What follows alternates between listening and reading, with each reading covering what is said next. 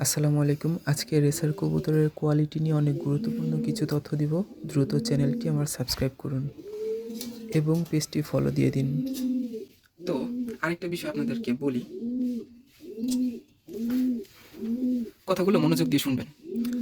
অল্প সিসির বাইকে যেরকম ব্যালেন্স কম, স্পিড কম, যাতায়াতের সময় বেশি লাগে, আবার অপরদিকে একটু বেশি সিসির বাইকে স্পিড বেশি পাওয়া যায়, ব্যালেন্স ভালো পাওয়া যায়, যাতায়াতে সময় কম লাগে, কমফোর্ট পাওয়া যায়।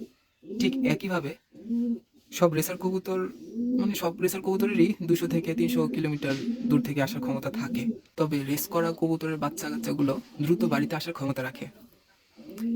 নর্মাল কবুতর আপনি যদি ছাড়েন সেটাও আসবে, এবং রেস করা কবুতরের বাচ্চা কাচ্চাও যদি আপনি ছাড়েন তাও ওগুলা বাড়িতে আসবে।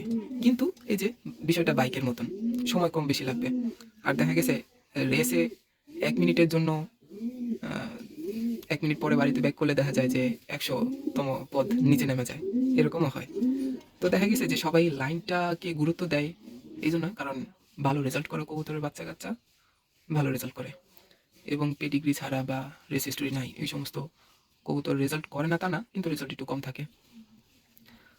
আরেকটা বিষয় বলি যে দেখেন, টিভিএস আরটিআর এটাকেও একটা রেসিং বাইক বলে, আবার Yamaha R15, R3, R6, R1 এগুলোকেও racing bike বলে, আবার BMW 1000R, কাওয়াসাকি এগুলোকেও রেসিং বাইক বলে, আবার মোটোজিপিতে যে বাইকগুলো রেস করে সেগুলোকেও রেসিং বাইক বলে।